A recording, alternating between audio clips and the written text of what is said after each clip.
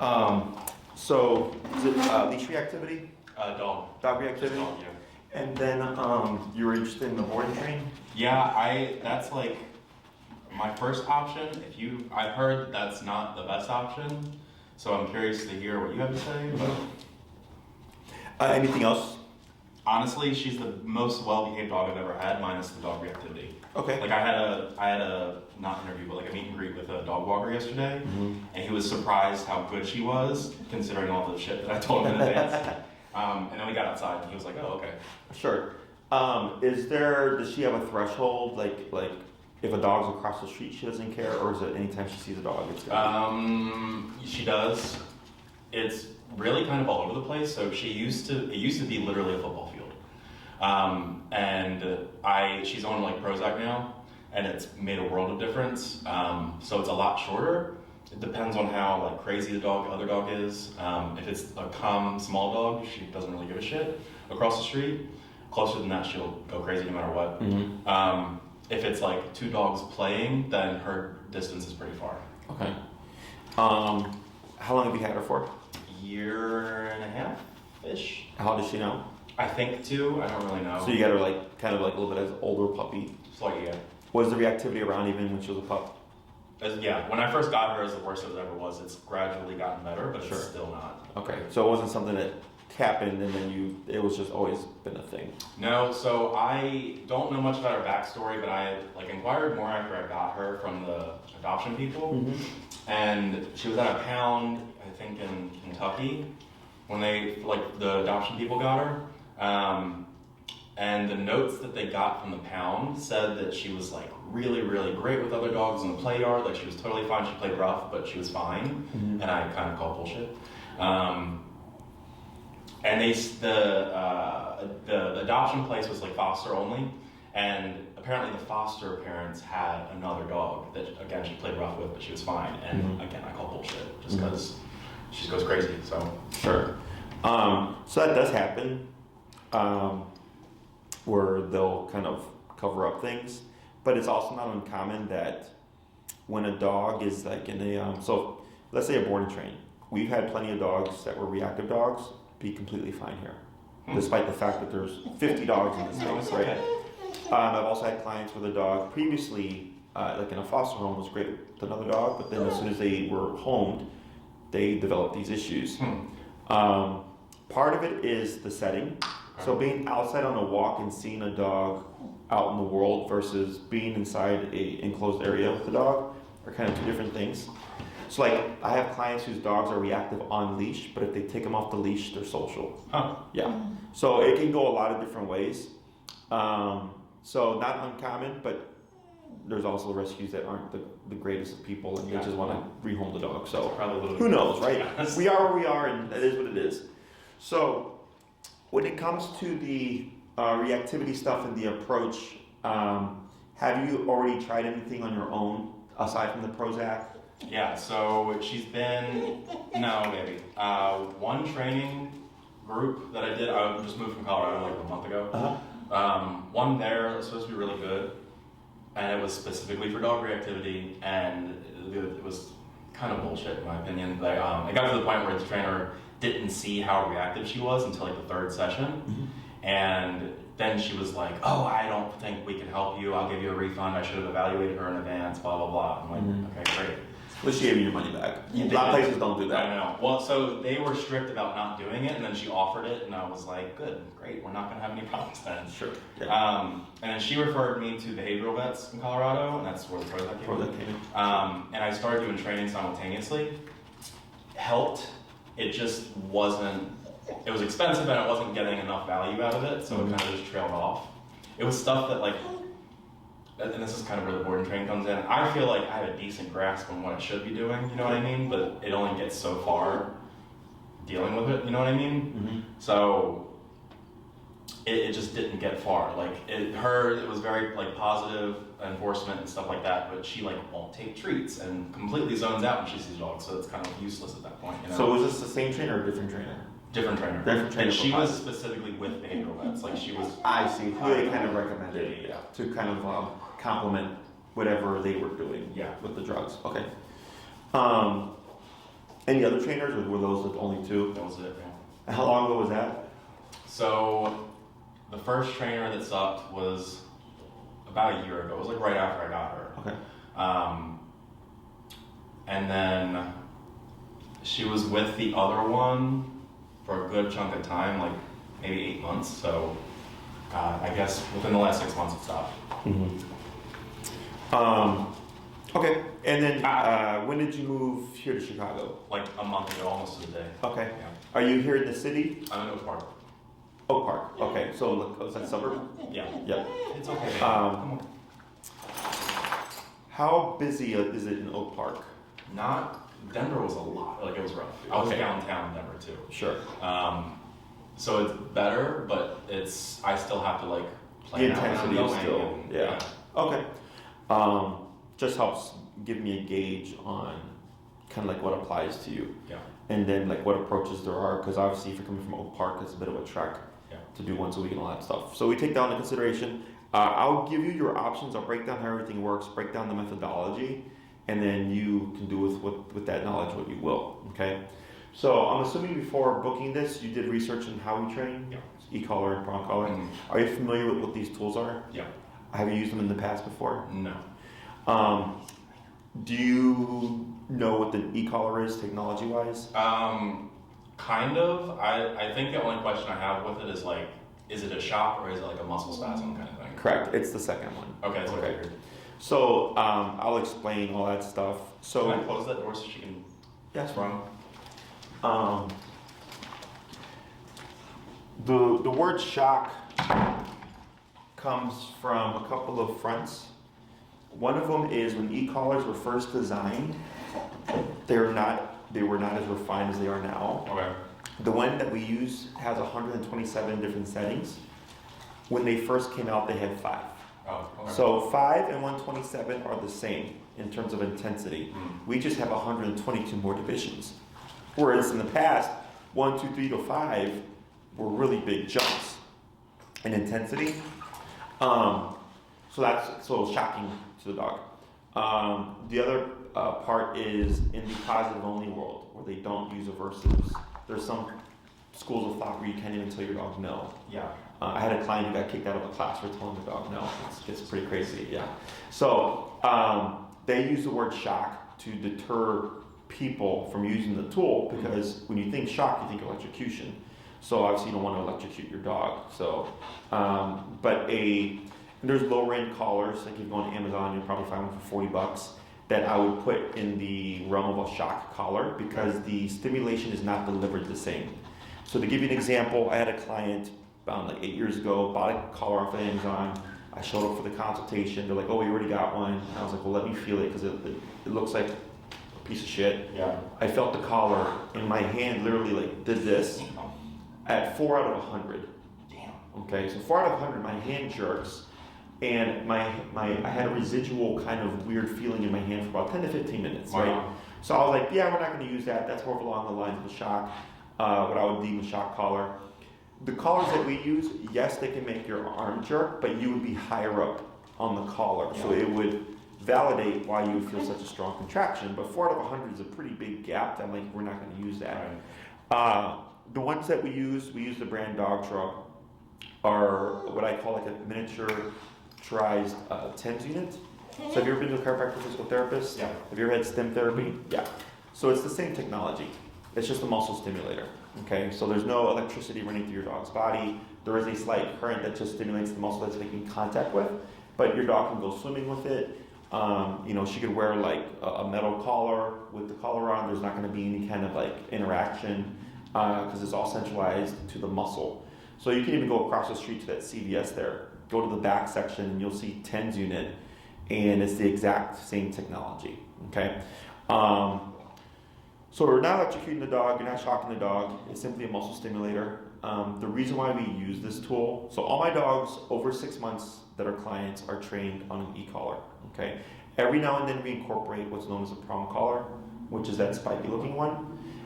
It's a very effective tool. The reason why we don't, because a lot of trainers will do prong collar and then e-collars they'll like the last resort, right? And I hate that because I'm like, it makes it seem like it's like the worst end all be all type of thing, right? I was like, the prong collar is a great tool. The problem with it is if you take your leash off, you've lost control of your dog. 2, if your dog's reactive intensity is greater than the correction, yes, it's not going to do anything because you have to match the intensity. With an e-collar, we have 127 levels to match the dog's intensity in order to shut down behavior. And there's more to that, but that's like the easiest explanation, right? Also with an e-collar, right off the bat, I have off-leash control. So I had a client, reactive dog. We had class 1. They had a 2 to 3 week gap between class 1 and class 2. And in that time, they were at the park, 6 o'clock in the morning. They weren't anticipating that there was going to be anybody walking into the park that early. So they let their dog off leash, okay? Their dog had an arch nemesis in the neighborhood. And guess what happened, right? Arch nemesis walks into the park. So then their dog starts to take off. So they took what they knew from the one class and they jacked up the collar to, I believe, 95. And they were able to stop their dog from charging as they ran to their dog. And then the other owner was able to deter the other dog. Okay, so this was a kind of blanket or Band-Aid fix for the moment. So even though we only did one class and they took their dog off the leash, they were still able to stop their dog from charging and getting an interaction.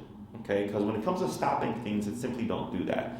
Now it gets more specific as we go along, but that's why I like e-collar. Is that sometimes shit happens. Like I've had a client do one class and then in the middle of the week have an off-leash dog charge their dog. But their dog was on leash. But they were able to stop their dog because they had the e-collar all within one class, right? Or within a week of a class. So that's why it's my preferred tool, because on or off leash, I still have some kind of communication. And if shit hits the fan, I still have communication, okay? With food, if the dog's under too much stress, they're not gonna care about the food. If we're doing prong collar and the intensity is too high, or if the dog is off the leash, we no longer have a means of communication. So e-collar, on or off leash, not a problem. I have something, okay? So when it comes to dealing with reactivity, it's not let's go out and find dogs and punish the dog for being reactive, okay? The first thing we always do is teach your dog how to walk correctly on a leash. A lot of times, teaching a dog how to walk correctly will resolve about 70 to 80% of problems, okay? I've had dogs that would chew up the house. I've had dogs with leash reactivity. I've had dogs lunge and bark at people. And we do this kind of indirect exercise. And then within the week, the owner's like, 70% of the problems are done, right? Like, I didn't have to even do anything. I go, yeah, because it's not the obedience that's helping the dog, it's the discipline. Okay, so think of the e-collar as a bite on the button, is how I like to phrase it. If your dog did something that another dog did not like, they would nip and or bite her to tell her, don't do that to me. That does not make the other dog aggressive, okay? So if someone's in your personal space like this and you're like, yo, back up, you're not a mean person. Right. They're just pushing a boundary and you're setting that boundary saying you need to back away, right? And if that person were to continue to push and or pursue or harass you, things might escalate, right? And then maybe things get physical. That does not make you an aggressive person. It's just that person was pressing a boundary and you felt the need that you had to defend yourself, right? So same thing for dogs. But unfortunately for dogs, when we see a dog nip and or bite, they tend to be labeled as aggressive, right? Because that's how they communicate and we interpret it incorrectly, right? So when we teach the e-collar, I want your dog to recognize it similar to a bite. So like I had a reactive case that started this morning. It's a pit bull, lunges at both people and dogs. Okay, so I couldn't even like have a conversation with them without their dog lunging at me. So during the training session, sure enough, the dog came up like this, and then as we worked with them, the dog calmed down, and then like I would snap my fingers and stuff, and it took a lot before the dog would trigger. And then when he triggered, they would use the collar to tell the dog, don't do that, okay? And that was just to help them understand how everything worked. But essentially, if dogs cared about this kind of stuff, if she were to be reactive towards a dog and you had another dog and your dog would bite her to tell her, don't be reactive towards that dog. That's how that would look. They don't have a conversation with each other. They don't sit there and talk and say like, hey, when you lunge at other dogs, it makes me feel really anxious or whatever. They just do as they feel, okay? So, and also dogs bite people. So this is a dog bite here. This is 10 stitches. This was a dog that didn't want to go in the kennel. Okay, it was a Great Dane. He's a big doofus. He's a goofball. He's not aggressive. What happened was he came for a 4-week board and train. He destroyed his owner's house. When I showed up, everything was destroyed. It was chewed up because he had no structure. So we took him here for the 4-week board and train. He did great with the training. Ironically, I was trying to see if he would fit in the kennel because I hadn't had a dog that big. He was 140 pounds. So I was just trying to see if we fit in the kennel. Otherwise, I have to go buy a bigger one. He didn't fit, but since he had never been put in a kennel before, he got scared and felt he had to defend himself. So then he bit me, right? It just sucked that he was a very large dog, and he literally just looked up and chomped on my hand, right? So, I sent them back to the owners. I said, I can't train your dog. I got one hand. It's okay. I'm not going to sue you. Shit happens. Please put your dog in the kennel so he gets used to it by the time he comes back. And then he came back, we trained him, and he still comes today for boarding. He's fine. Yeah. So, but dogs have no problem using physicality towards people and each other in order to establish rules and boundaries. But people have problems doing it to them, because we're taught it's abusive, we're taught that it's wrong, we're taught that you're being mean, we're taught that it will make the dog worse. And then if you're doing it wrong, I'll agree, like, yes, it can make the dog worse.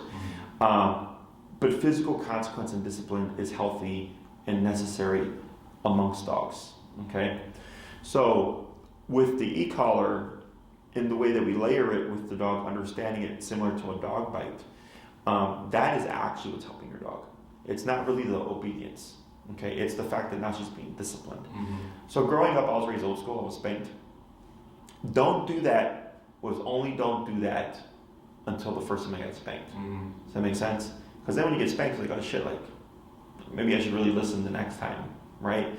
Because it's instinct to want to avoid negative experiences. So nipping and biting each other is a dog equivalent to spanking each other.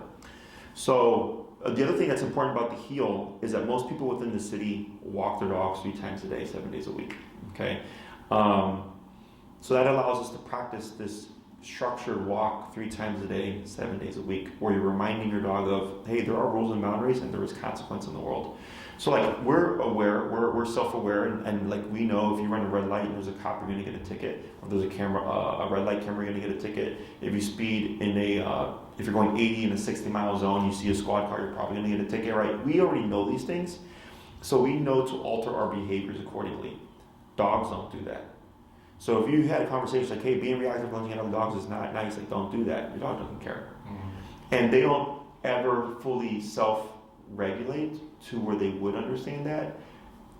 You have to be reinforcing regular structure so that she's aware, like, okay, today or tomorrow or a year from now, I still can't be reactive. It's unlike a human where you can just say like, hey, if you go speeding in this area, you're gonna get a ticket because the cop's really bad. They would just already know that. Does that make sense? So that's what makes the heel so important, is that it allows us to layer in this discipline on a regular basis when we walk our dog. It's the baseline for reactivity. Leash pulling is a very common thing that people want to fix, so it also addresses leash pulling. And allows you to also learn how to use the tool and how it works with your dog because you're getting more experience with it. It's not a wait till your dog is terrible, then use it. It's you're using it all the time so that you understand how it works. Okay? Questions so far? So, when it comes to approaching the behavior in board and train versus like in person, okay? If you did a board and train, there's no guarantee that we would see the reactivity, okay? It's not uncommon. It happens more often than not. We don't see the behaviors because we're structured here. So like right now, there's probably 30 dogs back there, and it's completely quiet. So because things are structured and also your dog is can be overwhelmed because it's a completely new environment, and then there's just 30 dogs, that they're less likely to act up, okay? Because they're not trying to pick a fight with 30 dogs. So when we work with them, we do what we can, and we can even push things to try to see if we can force the reactivity to come out, but there's no guarantee that it will. So, the trainers would work with her, and then you would pick her up, and there would be follow-up lessons. Mm-hmm. But then if you came back and like, hey, my dog's still being reactive, it'd be like, well, okay, it's because we didn't see anything here, but also we're not her home. We're not her family. You give her something to protect. So if you go out into the world and you're walking your dog and you see your neighbor walking their dog, you know that's your neighbor walking their dog. Your dog doesn't think like that. Your dog goes out in the world with you and goes, okay, it's you and me, Dad. There's a dog, I think that's a threat. I'm going to protect us. Does that make sense? Mm-hmm. So because we're not her family, that's another reason why we may not see the reactivity. So, but that's why there's follow-up lessons. Yeah. So that if you came back and like, hey guys, she's doing great, like a big chunk of the reactivity is gone, but the other day a dog barked at her and she blew up, or there's a dog behind the fence and she blew up, or there's a dog that came 5 feet of her and she blew up. Then we know where we're at, and then my trainers would help you adjust your training, because you still have to follow through. Yeah. To address the residual reactivity, okay? So it's not like sex, you're on your own, like that's why there's follow-up, okay? If you do in person, the pros to board and train is we get things done faster. Think of 1 week of our time as 3 weeks of your time. That's how I like to equate it to people, okay?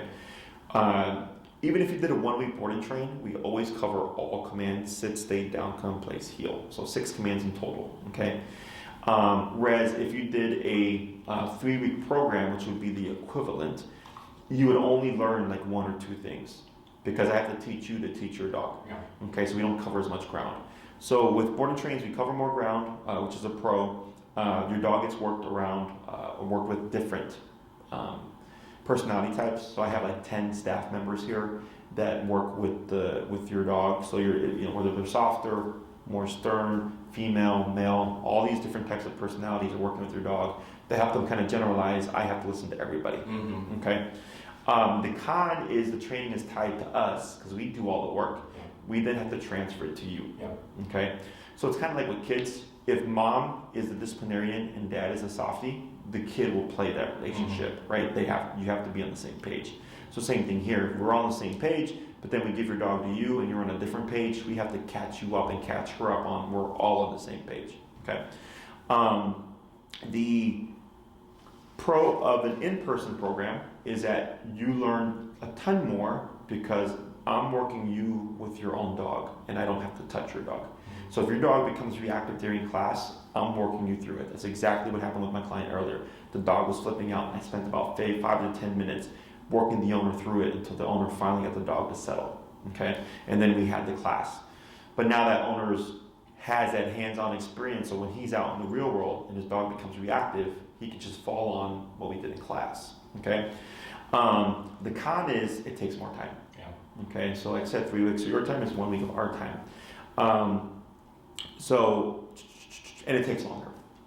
Yeah. So what determines the length of the program just comes down to how much control you're wanting to achieve on top of, your dog's behavioral issues.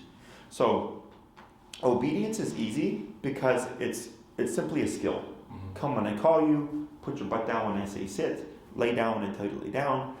The variable always falls with the behavior. Okay. So one thing that I always keep in mind is that I love pits. I have a pit myself. It's mine, sweetie. I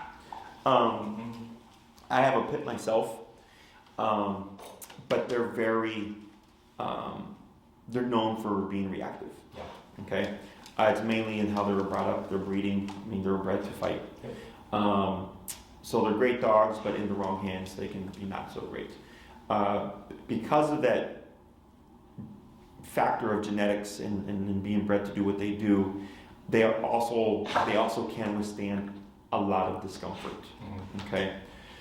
So in my career at this point, which I've been training dogs for about 12 years, I would say, I've had about 8 to 10 dogs whose reactivity was so intense that they were like on a high-powered collar at max level.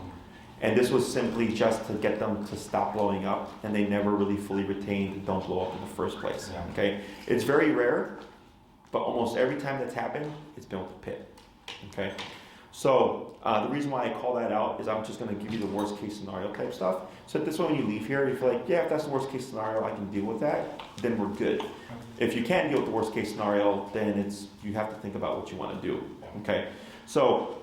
I mean, for me, she's already at worst case scenario. Like, I don't expect it to get much worse. So I'm like, if nothing changes, I'm like, tough shit, you know? Yeah, so the difference is that you would have the ability to shut her down. Yeah. It's just that you always have to shut her down.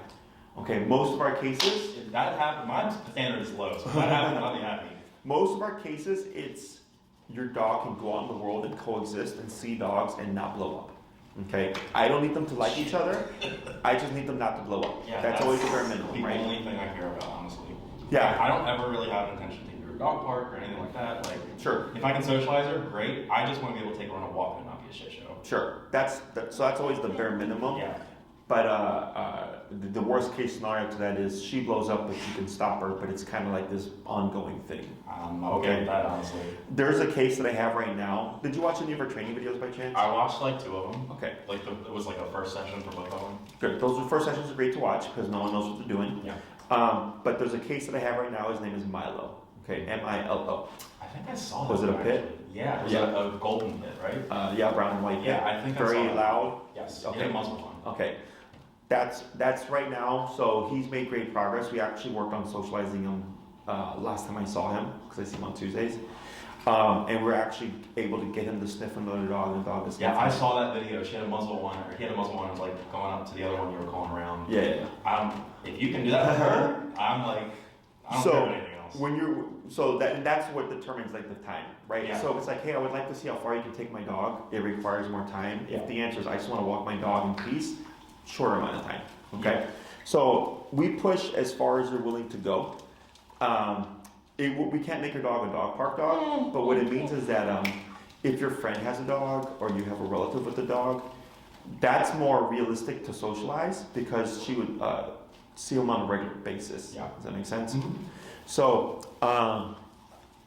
when it comes to in person, the other con is travel. Yeah. Right. So if you do a board and train, you'd still have to travel. It's just that most of the work is done. We're just catching up on everything, and you would book them on an as-needed basis. With a board and train? With a board and train. Oh, okay. So what that means is you could send her to a board and train. Let's say it's 2 weeks. Okay. For each week that we have your dog, you get 1 training video. Okay. So the first week, we train the first lesson of everything we teach your dog.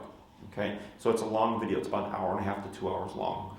So that you see your dog in the learning process, because it's very important that you understand how your dog learned and how your dog understand or received the e-collar. Some dogs get flighty, some dogs get defensive and try to bite the leash, some dogs get really anxious, but you see us work your dog and then you see your dog make progress throughout the video. Okay? So then it helps you understand, so when you pick up your dog, it's not this like gap from point A to point B. You understand the process to a degree. Okay? So some clients will bring their dog in for the board and train, watch the videos as they receive them, pick up their dog, leave, and then apply what they learned from the videos. Okay. And they don't do any follow-up. 2 weeks later, they may book their first session. So when they come back, they're like hey, in-person session? Exactly. Okay. They come back and they're like, hey, the videos were great, I learned a lot, but I'm having trouble with this. Oh. Right? So the in-persons are meant to fill the gaps. Okay. That the videos don't quite cover themselves. We get some clients that like to come, even when their dog is here, once a week to have a session while their dog is learning, to learn as their dog learns in conjunction with their videos. And then when they leave with the pickup, they already have quite a bit of insight. So like board and train, then I kind of watch a board and train?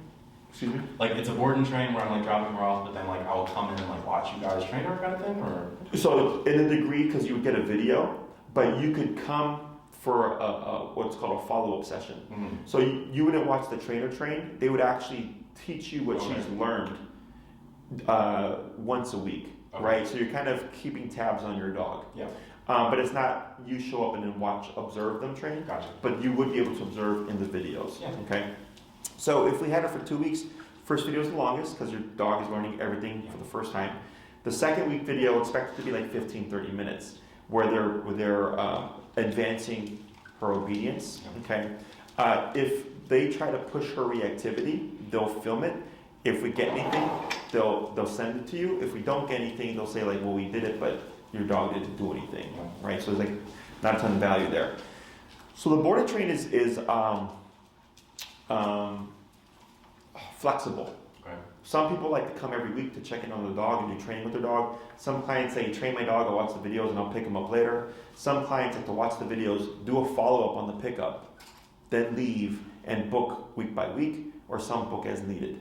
Okay, so it's like your dog gets trained and you have these lessons available to you to help us tweak anything that may not be carrying over well. Okay, with the in-person, it's you and me or whomever you were to book an in-person training session with, and I'm working with you real time. Okay, so kind of like that video with Milo, whatever. You would be with your dog. If your dog became reactive, I'd coach you through it, work you through it. We would continue to train. You would leave for the week, do your homework, come back. I'd ask you questions. How did it go? Did you have success shutting her down? Blah, blah, blah, blah. Make adjustments, do the second part of training, go leave, practice for a week, come back. Okay, so the in-person is more regimented, where it's week by week. Whereas the board and train is flexible in terms of how you utilize those follow-up in-persons. Yeah. Okay. Questions on any of that stuff? In terms of what I would recommend, obviously reactivity is something you want to address. The two key things that we always focus on is walking on the leash, because that helps address reactivity, and recall, which is come when called. In case your dog gets off leash, you have a means of returning your dog. Okay. If you could have what you wanted with your dog, not considering like the reactivity stuff, like not caring about that, what would that look like to you? I mean, like, socialization, one leash and everything is cool. Just like even on a walk. But I guess reactivity aside, like that even still would be a bare minimum. Like the standard is low. Sure. Like I've seen enough like horror stories with dog parks and shit where I'm not really interested. Correct. So that's really it. Okay. I mean, with her having her activity and everything, like I said, I just want to be able to go on a walk. Sure. And not be a nightmare. In terms of like, do you ever see yourself like wanting to take her to a restaurant with you, or like going to a friend's house and her like being under control? Yeah, and with friend's house under control, you mean like with another dog present, or just in general? Just in general. I already do that and she's fine. Okay. Restaurant would be cool. I just don't, because they never know like when a dog's gonna pop up. Correct, that's the reactivity and stuff. But yeah, that would be cool, like to sit outside of a bar or something. Okay. So, if you did in person, we have 3, 6, 9, and 12-week programs. Okay. And it's 1 day a week for an hour.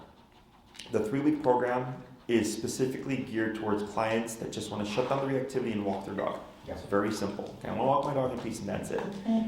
Heel or walking on a leash is typically a 2-class exercise. So 2 classes where we would talk about reactivity and leash walking and stuff. The 3rd class is a variable. So like let's say, if a client does a 3-week program, they come back the 3rd week and they're like, hey Jesse, my dog's reactivity is non-existent now. Then I go, great, what do you want to teach them? Right? So if there's something I can get done within a class, then I'll teach that for that final 3rd class. Or they may say like, I'm having a little bit of issues, can we talk about my options to stop it? Then that's what the 3rd class would be, and then they're done. The 6-week program is leash reactivity, walking on a leash, and then most likely we'd be able to cover come when called. But because it's 6 classes, it gives us a little bit more of a buffer in order to address things if it's taking longer than expected. So like Milo is doing a 12-class program, and his reactivity is taking longer than expected. Okay, but he's one of those cases where I had to go to max power to shut everything down, and since then he's been making progress. So, but the reason why it took longer is, as an owner, you wouldn't understand if I just jumped straight there. If I hit your dog on max power on the 1st class, you're like, holy shit, like, was that really necessary? But I have to work you through everything. So with Milo, the first, I think it was 4 classes, nothing was really working. Okay, and we were trying all these different things. So I believe by the time we got the 5th class, and I had to ride him on the highest power, the owner understood. Because the owner's like, yeah, we spent 4 or 5 weeks doing everything else and it wasn't working, and now we're here. And then once we got there, things started working. so it made sense to him. Does that make sense? Yeah. So you're like, I know as a trainer, I'm like, yeah, I'll go there, no problem, because the dog's not going to get screwed up. But the owner has to understand it. Otherwise, they think I'm just some asshole that maxes out the power on their dog. You know. So with the 6-class program, it gives us a bit more of a buffer. With the 9-class program, we cover leash walking, reactivity, come when called, and then the go to a restaurant, your dog doesn't move. Mm-hmm. So like we use like this is called placemat. So if you go to a restaurant, you drop a towel down until your dog lay down on the towel, she won't move for whatever period of time. So I've never done that in public, but she does. I do that at home already. Sure. Yeah. So the main thing would be in public. Yeah. Yeah. And then if you know, with the reactivity stuff, at that point we should have resolved that if a dog is present over there, she shouldn't be bothered by it. Yeah. You know, panning, everything works as it should. With the 12-class program, that's everything. Sit, stay, down, come, place, heel. Built to an off-leash level if you wanted it. So all the commands can be performed off-leash. It's just a matter of, are you going to put in the work to do so? Okay. Most people fall within the 6 to 9 class range. Every now and then I get a client that wants the whole 9 yards and does 12. When it comes to a board and train, we have 1, 2, 3, and 4 week programs. Okay. Same concept. A 3-week board and train is, in person is similar to a 1-week board and train, but we do cover more obedience. Okay. The difference is how far along in the training do we get your dog to be.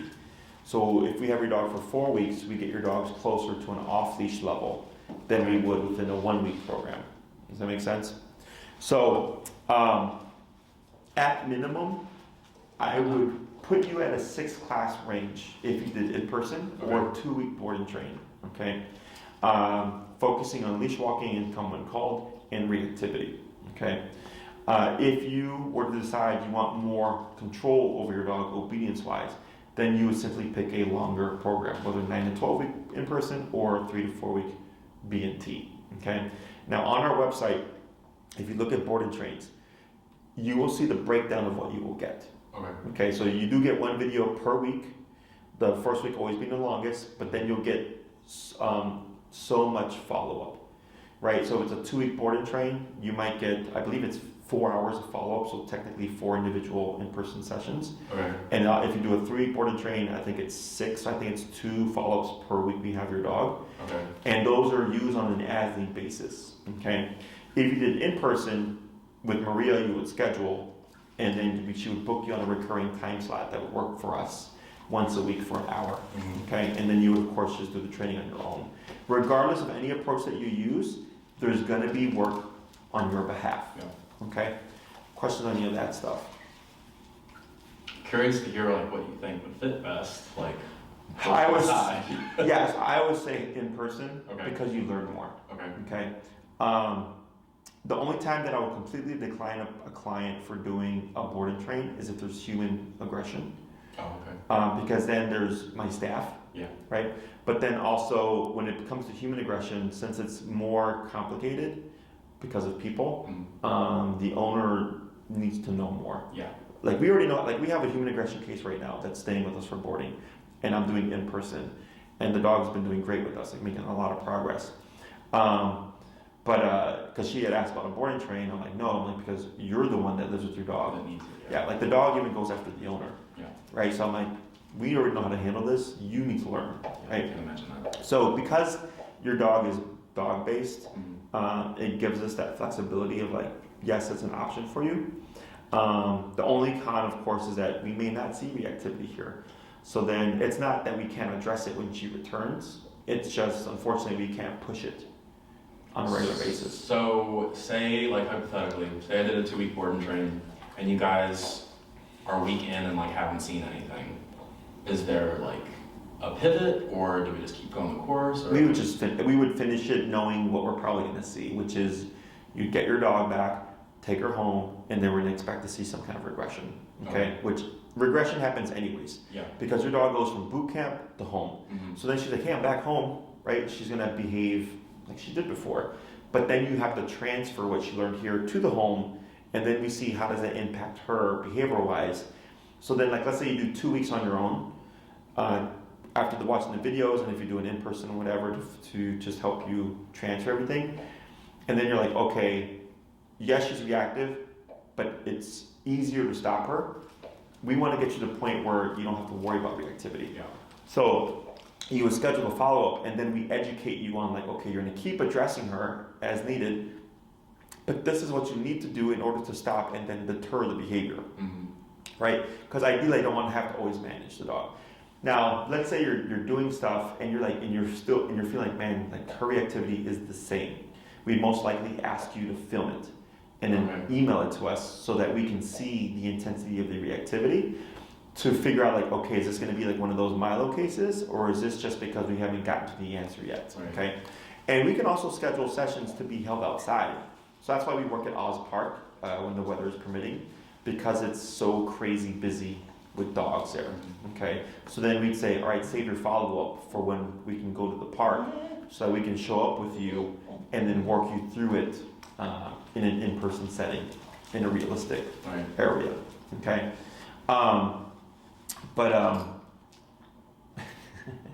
Yeah, there's no, I've not had anybody need to change. We've had people do in-person that needed to change to a board and train, because board and trains theoretically are better because we're more experienced. Yeah. But we've not had people do board and trains and have to pivot to a in-person, because you get in-person with the board and train anyways. Yeah, that's a good point. Yeah, so either way, we can figure out something. And then so the other question I have is her, I mean, probably not up to like a trainer standards kind of thing, but like in my opinion, her obedience is pretty damn good. Again, permitting triggers. Given that, do you think a board and train could like get along further with the reactivity? Given that you like hypothetically if you were to still see it in a board and train? Yeah, because the only thing that would be is like the gap. Like let's say your dog is super intense and we have to go to like 105 to shut her down and stuff, right?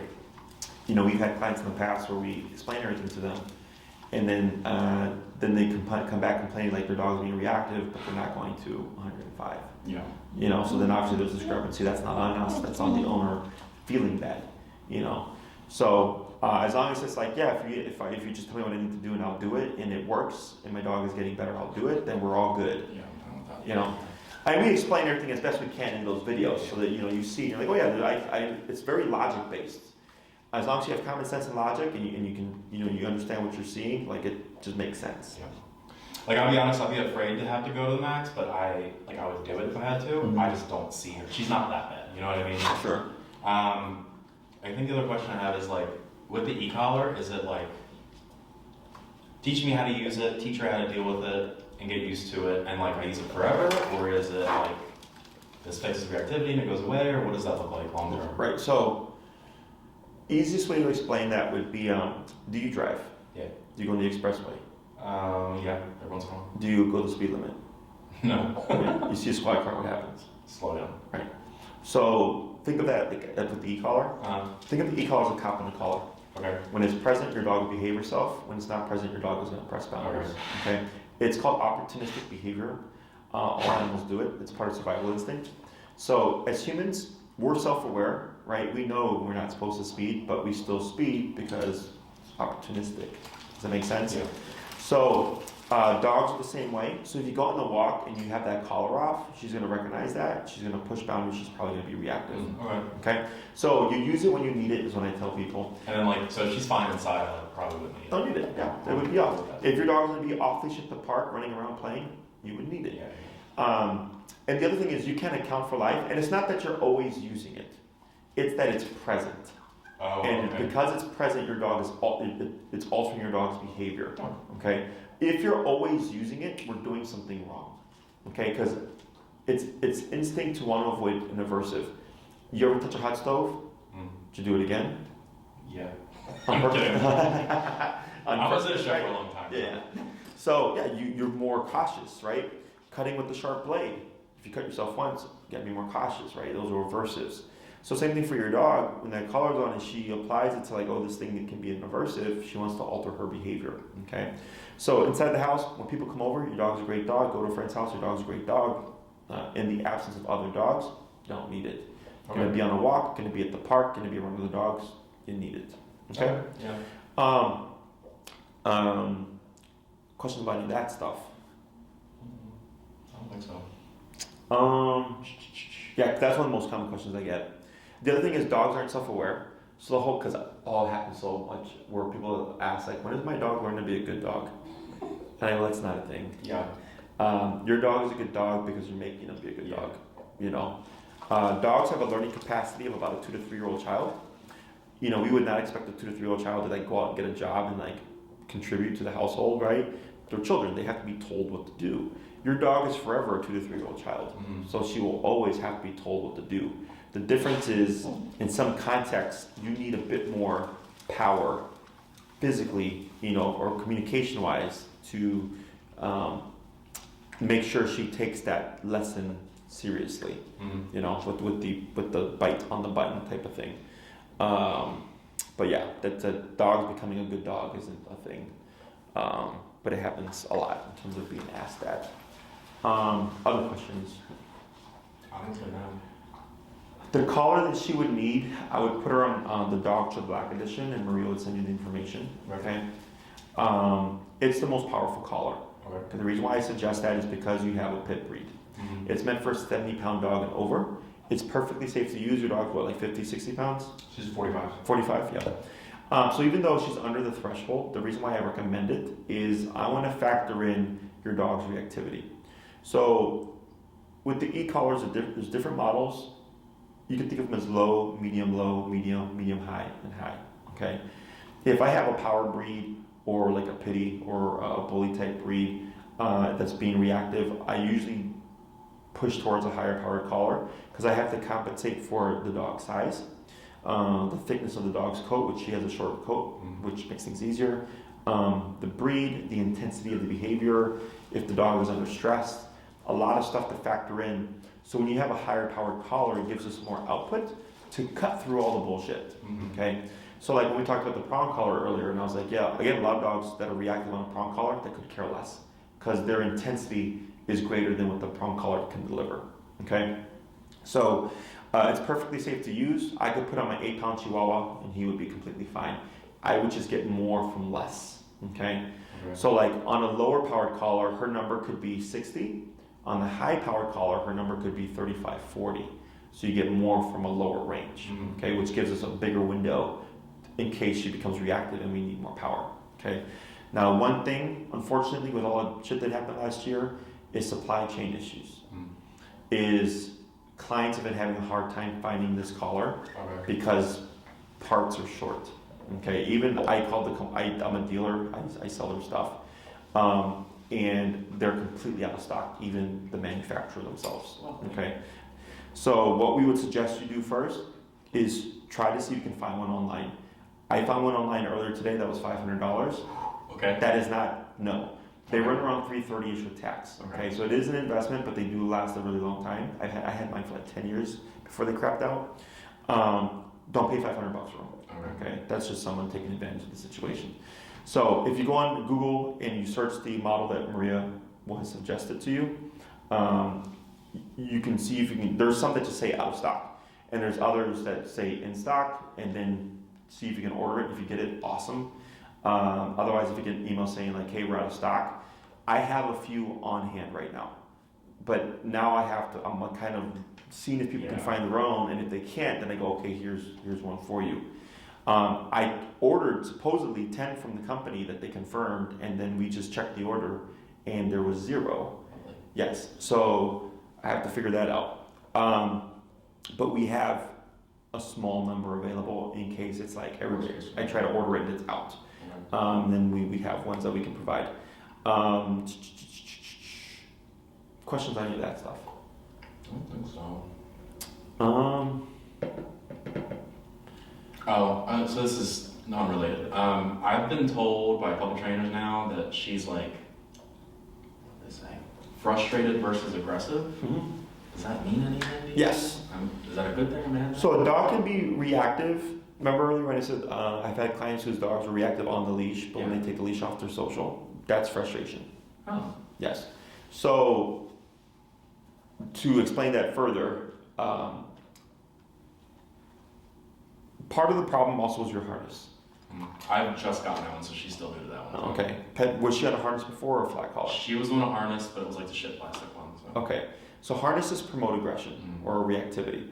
So what happens is when you walk your dog, if she's pulling and you pull on her back to control her, you're creating agitation. Okay, so with puppies, what can happen? And I think your dog was she on a harness when you first got her? Yes. Okay. So what can happen a lot with puppies is typically puppies are like love everyone, everything, say hi to everybody, right? And most clients or people walk their puppies on a harness because they don't want them choking on the, putting pressure on the trachea. So then what ends up happening is they put the puppy on a harness, the puppy feels tension, they see a dog, they want to say hi, the owner pulls the puppy away because they don't want the puppy to annoy the dog, but then the puppy attaches negative tension towards the dog. Okay, and they keep repeating this over the course of time with the puppy. So eventually, the puppy goes from being very friendly to being frustrated because they never get to say hi to the dog, right?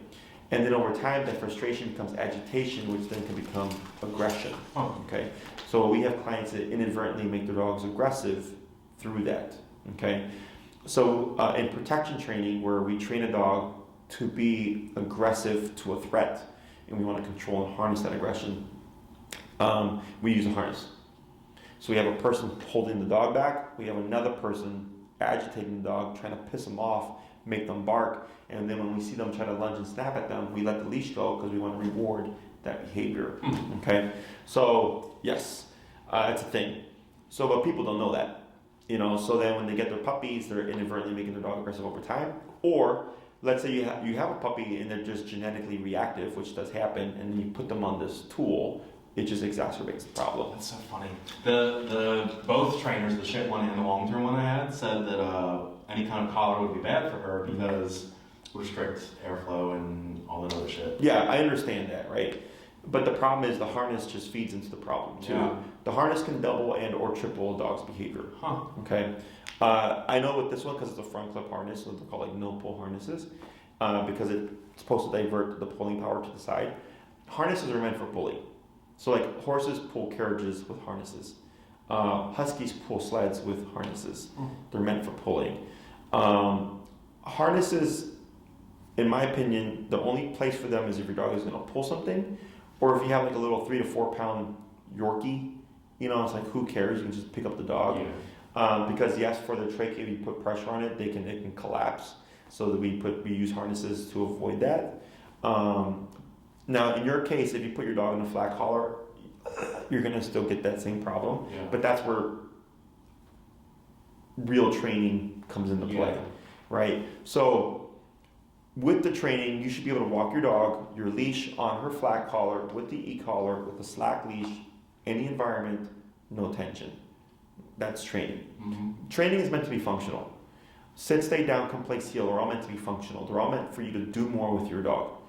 But now, because of the positive only front, I feel like training has become cute things that you do with your dog. Does that make sense? As opposed to if I'm out at the store and I tell you to lay down and don't move, it's lay down, don't move. Yeah. So it's just a matter of how much control do you want over your dog. Okay. So in your particular case, for in-person, I would suggest 6 classes at minimum. 2 on heel, a third on reactivity in case we're still struggling with anything. All that's progressing well. By the 4th class, we're jumping into recall, common called stuff. Classes 5 and 6, because recall is easy to teach you, but then you have to go and practice with your dog, which takes longer. Off-leash recall or just recall in general? Off-leash recall. Okay. Recall is pointless if it's not off-leash reliable. Okay. So that would be the 4th class, if not the 3rd class. If you come back to the 3rd class, you're like, shit, Jesse, man, my dog is doing great. We jump into recall by the 3rd class. And I keep teaching more stuff. Everything is based on how much progress do you make, right? So if it's week by week progress, we just keep the train moving. But if it's you come back week 3 or 4, like with Milo, we spent more time trying to address the reactivity. But he's doing a 12-week program, so we had plenty of buffer because he wants an off-leash trained dog, But his thing is also his dog socialization. So he wanted to make sure that we covered introducing his dog to another dog, so he could do so with the friend dog and all that stuff. Greeting a dog randomly on the street, don't care about it. I don't say hi to everybody on the street. Dogs don't need to either. But if you have a relative or friend who they would they have a dog and she would see on a regular basis, that's more realistic because you can build a relationship between her and that other dog. Okay? Question on any of that. So 6 at minimum, 2 at minimum if you're doing a B&T. 9 and 3 are nice to have as a buffer. And then 12 or 4 week is just if you're wanting like, yeah, I want the most control over this dog so I can do whatever I can. Right. And then just be aware, regardless of any program that you purchase in person or board and train, there's still going to be work for you to do. With the board and train, we just bring your dog to a certain level and then we have to transfer that over and then you have to practice that so that your dog understands that that also applies to you. Okay? Other than that, I think that's it. Cool. If you do a board and train, Maria would push you to my staff. Right. You'd most likely be booking with Kim or Elizabeth. They handle the facility calendar. Okay? Maria handles my calendar. Gotcha. And then I have Tina that handles my other trainers' calendars. Okay? Because everything's crazy. So everything has its own assistant. Mm-hmm. So if you're like, hey Maria, I'm gonna do a B&T, she would just put you in touch with one of my facility managers here and they would handle the booking process. We would need a recent fecal within the past 3 months that's clear. Okay. And she has to be up to date on her vaccinations. Mm-hmm. Once we have all that stuff in, we only take 4 board and trains at a time. That's my next question. Availability. Yeah, so you'd have to ask him or Elizabeth, because I'm even though I run the business, that's separate of me. But she would tell you like, oh yeah, well, we have a spot opening up, May 1st or whatever, and then you can pick when you want to start it. And then we would just need food for the 2 weeks, your collar, whatever. If you haven't obtained one by that time, it's not a problem. We have hours here that we can use, but you will need one By the time you leave. by the time she leaves, yeah. And then you're welcome to come and visit your dog, say hi, make sure she's in good health and stuff. Just expect if you did come say hi and you've done no training with her, expect her to behave like she did. Until you have your first lesson or you are following through with the training, the behavior is not going to change, okay? Because we've had people, we tell them this all the time, but like, if you've not done a training session with your dog, they're not going to act any different. They're going to go by what they know. And then like, hey, like my dogs, they're not changed. I'm like, yeah, because we've not taught you anything yet. So that's all the follow-ups are for. Okay. But yeah, we have no problem with you coming in and saying hi to your dog and stuff. We've even had clients with reactive dogs do a follow-up lesson, come to visit their dog while they're here for a board and train to take their dog on walks. Oh, that's cool. Yeah, like we're pretty flexible. All we care about is that you schedule that with us so that we know to expect you and plan around it for the day, Right. But we're pretty open about that stuff. A lot of places won't let you come see your dog during the training because you'll ruin the training. The training sucks. It's an excuse. Yeah. For us, it doesn't matter. Okay? If you have anything else that you may have forgotten to ask, feel free to ask Maria. If it pertains to me, she'll let me know and then I'll answer her back. Otherwise, she'll answer any other questions that you may have. And then if you want to end up doing in-person training, you would book through her. Board and train, you would book through my staff here at the facility. Okay? I can't remember if I saw it on pricing online and stuff like that, or is it? Yes, it's all online, correct. So, if I you don't remember what the price was for and train on the other one, so. for the in-persons, 6 is 1,000, 9 is 1,375, 12 is 1,725. I'm pretty sure. Okay. For a board and train, I think a 2 week is 2,750, a 3 week is 3,750, a 4 week is 4,750. Okay. But yes, that's all available online. Okay. And then you also see the breakdown of what you would get with each of those programs. Right. There's like a little table or whatever. So, okay. Cool. Anything else? I think so. Like, regardless of which training you decide to go with, long term, would I need to switch her out of the harness or like? Yeah, you can get rid of that. Okay. Yeah, you can just toss it. It doesn't, like technically you could walk your dog in a harness because your dog is trained, but more often than not what can happen is the owner falls back on old habits and they start to do this, and next thing you know, your dog is always learning. So you can train her to do what you want her to do and you can train her to do what you don't want her to do. So by getting rid of the harness, it helps you kind of just learn a new way of handling your dog because it's not the harness you can grab or whatever anymore. It's your leash and your collar. Okay. What would be the suggestion then besides the prong? Just a regular flat collar. Is that the one that like has the chain on the one end and like tightens when it pulls? So that's a martingale. Yeah. The flat literally just like. It's just a flat. So it looks, okay. The ones I recommend, so there's snap buckle and flat buckle. A snap buckle is kind of like a seatbelt. Okay. You don't want those. Those can break. You want the ones that look like a belt buckle. Okay, it'll feed through, you'll notch it and you go like that, and it's like a belt buckle. Those are the most secure. Okay, because snap buckles, let's say you're to lunge and hit, I've had it happen in the past 3 years, like 5 times with the dog. And then in terms of a prong collar, we almost always approach things with just e-collars. Yeah, I would go to an e-collar a million times before I would hit a prong. But sometimes the prong can help settle the dog, like the one I had earlier. But usually we start with the remote collar, see what we get with that, and if it looks like you need a little bit more leverage, then we incorporate the prong. It looks more menacing than it is. They're just rounded points, but people always think they're spikes, and that's not it. They would tear up a dog's neck if that was the case. Yeah. Anything else? So if you have any questions, feel free to let us know. And then, just kind of mull over how you want to address it. If you want to watch like a board and train video to see what that looks like, you can just go to the board and train lessons, and they're called the explanatory sessions. So you'll see probably one of my trainers with the dog talking and then training the dog and explaining everything. And then there's also the in-persons where it's just one of us and the client. Mm-hmm. And then just kind of deciding on which approach you want to go with. Okay? Cool. The type of collar that you said, does Maria email me that or? The doctor, yeah. Okay. She'll email you the make and model, and then you can Google it, see if you can find someone online that has it. And if it's no luck, let us know. Because this happened a month ago, and then I called, and then they said come back in a month, which was like a week ago. And I asked them, and they said come back in another month. I'm like, well, this is shit. So hopefully that gets fixed soon, but cool. That's what it is for now. Yep. Okay? Cool. Awesome. Well, it was a pleasure meeting you. Yeah, same. If you need anything else, just let us know. We'll do.